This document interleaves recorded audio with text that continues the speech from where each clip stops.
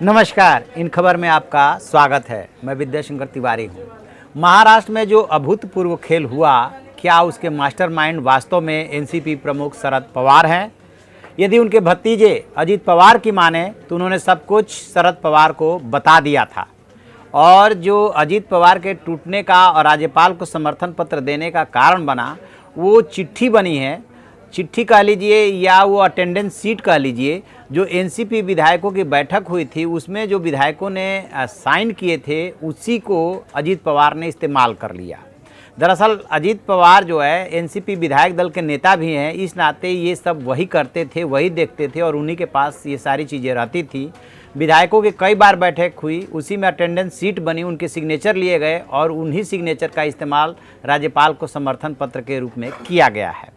कितना सही है, कितना गलत है, क्या अजित पवार ने शरद पवार को बताया था, ये तो नहीं पता। लेकिन शरद पवार की 24 अक्टूबर से लेके और 24 अक्टूबर को तो रिजल्ट आया था। 9 नवंबर को जब राष्ट्रपति शासन लगा, उसके बाद से लेकर के और अभी तक शरद पवार की जो पब्लिक पोस्चरिंग रही, वो तो यही कहानी बता रही है कि कहीं ना कहीं कुछ गड़बड़ था और इसके पीछे वही मास्टरमाइंड है। 5 कारण वो गौर कीजिए। सबसे पहला कारण, इसीलिए कांग्रेस भी उनसे नाराज है कि जब शिवसेना के बाद शरद पवार यानी कि एनसीपी को टाइम दिया राज्यपाल ने, तो बिना शिवसेना और कांग्रेस को विश्वास में लिए उन्होंने 3 दिन का समय मांग लिया राज्यपाल से। ये गलती शिवसेना पहले कर चुकी थी और राज्यपाल ने उसके इस समय मांगने की मांग को ठुकरा दिया था। दूसरी बात, जब वो कांग्रेस अध्यक्ष सोनिया गांधी से मिले तो सोनिया गांधी से बातचीत के बाद कहते ये हैं कि कांग्रेस लगभग तैयार थी और ये तय किया था कि जैसे ही शरद पवार कहेंगे चिट्ठी भेज दी जाएगी। चिट्ठी भी तैयार हो गई थी। कांग्रेस शरद पवार के इशारे का इंतजार करती रही और शरद पवार ने इशारा नहीं दिया, वो चिट्ठी नहीं पहुंची, शिवसेना का टाइम निकल गया। 2 कारण। तीसरा कारण कि इसी बीच में शरद पवार प्रधानमंत्री से अकेले क्यों मिले? मुद्दा था किसानों का, गए क्या बात करके आए ये वो जाने। और जब पार्लियामेंट शुरू हुई तो उस दौरान जब पत्रकारों ने शरद पवार से पूछा तो बार बार वो ये बात क्यों बोल रहे थे कि बीजेपी और शिवसेना को जनादेश मिला है, वो उनसे पूछिए। इवन सोनिया गांधी से दोबारा मिलने के बाद उन्होंने कहा कि सरकार बनाने को लेकर के तो कोई बात ही नहीं हुई। और जब वापस लौट करके मुंबई पहुंचते हैं, उसके बाद से मीटिंग दर मीटिंग पता है कि आपका पाला किससे पड़ा है? बीजेपी के उस चाणक्य से है जो रातों रात ऑपरेशन करना जानते हैं। आपने ये चीज़ गोवा में देखा, मेघालय में देखा, कर्नाटक में देखा, कितनी बार देखेंगे? इतने अनुभवी नेता हैं। कांग्रेस इसी बात को लेकर नाराज है। अभी ये बात नहीं पता कि शरद पवार का कितना रोल है अजित पवार को बागी बनाने में। वास्तव में रोल है या भतीजा बागी बन गया? क्योंकि 1978 में चाचा ने भी इसी रास्ते पे चल करके बगावत की थी, कांग्रेस से बगावत की और जनता पार्टी से समर्थन लेकर के और खुद मुख्यमंत्री बन गए थे। तो भतीजा ने दाव पेच तो चाचा से ही सीखा है। तो दोनों संभावनाएं हैं कि चाचा ने आशीर्वाद दे दिया हो और दूसरा ये कि जो सुप्रिया सुले और अजित पवार के बीच में राजनीतिक विरासत को लेकर के पवार की राजनीतिक विरासत को लेकर के जो लड़ाई चल रही है, उसका ये नतीजा हो। एक बात ये भी आ रही है कि नवाब मलिक को डिप्टी सीएम बनाने की बात हो रही थी कि कोई मुस्लिम फेस होना चाहिए। इससे अजित पवार नाराज थे कि यदि नवाब मलिक ही डिप्टी सीएम बन जाएंगे तो फिर हम क्या बनेंगे, सिर्फ मंत्री रहेंगे।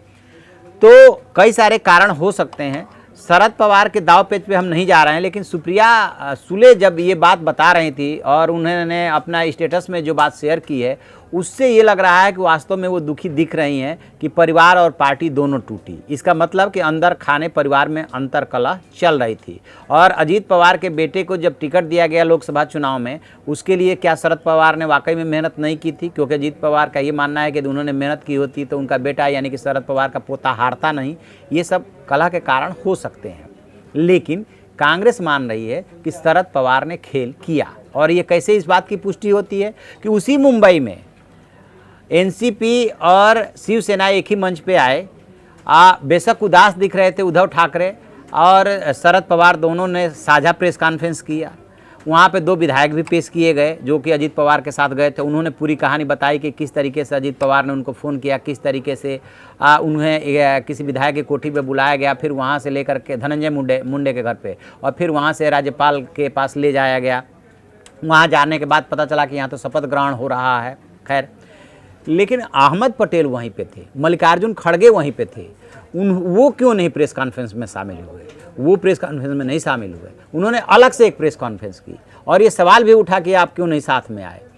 तो कांग्रेस को ये लग रहा है कि शरद पवार ने न सिर्फ शिवसेना को डिच किया है बल्कि कांग्रेस को भी डिच किया है, और शरद पवार नहीं चाहते थे कि यहाँ पे सरकार बने, लिहाजा उन्होंने ही खेल करके अजीत पवार से बगावत कराई है और इसके पीछे जो मास्टरमाइंड है वो शरद पवार ही है। अब ये कैसे पता चलेगा कि वास्तव में है कि नहीं है? तो अभी का जो डेवलपमेंट पता चल रहा है कि जो शाम को 4 बजे एनसीपी के प्रमुख शरद पवार ने मीटिंग बुलाई थी विधायकों की, उस मीटिंग में जो है ज़्यादातर विधायक नहीं पहुंचे हैं। मीटिंग लेट हो रही है। क्यों? बताया ये जा रहा है कि वो विधायक अजीत पवार के साथ हैं। तो आप उत्तर प्रदेश की कहानी को याद कीजिए, जब अखिलेश यादव और उनके चाचा शिवपाल यादव में विरासत की लड़ाई छिड़ी और मुलायम सिंह यादव किधर होंगे, दोनों तरफ वो नज़र आते थे, तो हमेशा सार्वजनिक मंचों पे उन्होंने अपने बेटे और तत्कालीन सीएम को झिड़की दी, हमेशा डांटा और ऐसा लगा जैसे कि वो शिवपाल यादव के साथ हैं। लेकिन जब डिसीजन लेने का मौका आया तो वो बेटे अखिलेश के साथ गए। उनका मन मस्तिष्क दिलो दिमाग अखिलेश के साथ था, भाई पीछे छूट गया। आज भी शिवपाल यादव उनकी विरासत का दावा करते हैं। अब भी वो कोशिश कर रहे हैं कि अखिलेश यादव के साथ किसी तरह से गठबंधन हो जाए यदि विलय नहीं हो सकता तो, लेकिन उस पर अखिलेश यादव की कोई प्रतिक्रिया नहीं है।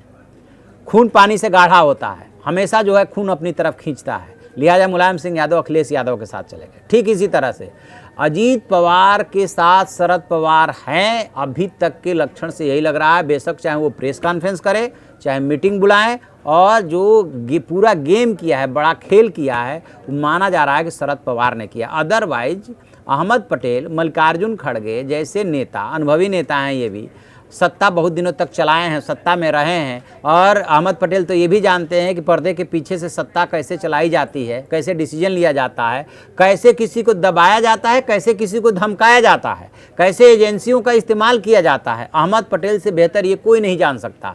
वो अहमद पटेल यदि अलग प्रेस कॉन्फ्रेंस कर रहे हैं तो इसका मतलब साफ सी बात है कि शरद पवार पे उन्हें डाउट है। शरद पवार कांग्रेस का भरोसा खो चुके हैं। ये अलग बात है कि कांग्रेस का भी मजबूरी है कि कुछ बोल नहीं सकती। सुबह सुबह जो अभिषेक मनु सिंघवी ने ट्वीट किया था कि पवार साहब तुसी ग्रेट हो, उसके अपने मायने हैं।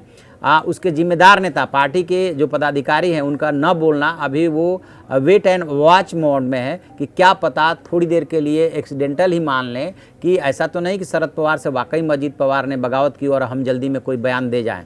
इसीलिए कांग्रेस वेट कर रही है, अदरवाइज वेट करने का और कोई कारण नहीं है, और यही उसकी नाराज़गी का भी कारण है।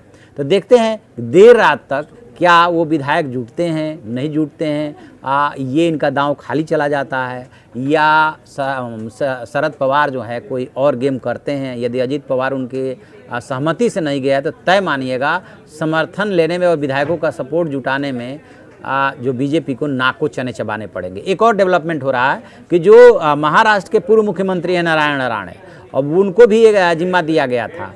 माना जाता है कि बीएमसी में जो खेल हुआ उसमें भी नारायण राणे का कहीं ना कहीं दिमाग काम कर रहा था। वो कह रहे हैं कि शिवसेना और कांग्रेस भी टूटने वाली है, उसके विधायक भी हमारे साथ आने वाले हैं। यदि नारायण राणे आज के दिन ये बयान दे रहे हैं तो इस बयान के अपने मायने हैं। इस बयान के क्या मायने हैं कि अभी तक उनके पास संख्या बल नहीं है। यदि संख्या बल पूरी हो गई होती तो उनको ये बयान देने की जरूरत नहीं पड़ती। ये कहीं ना कहीं विपक्षी खेमे में भय पैदा करने की कोशिश है, खलबली पैदा करने की कोशिश है। तो रात तक इंतजार करते हैं कि क्या डेवलपमेंट और होता है। जैसे ही कुछ पता चलेगा हम आपको बताएंगे। आप देखते रहिए हमारा डिजिटल चैनल इन खबर। Thank you. इन खबर चैनल को सब्सक्राइब करें और बेल आइकन दबाना ना भूलें।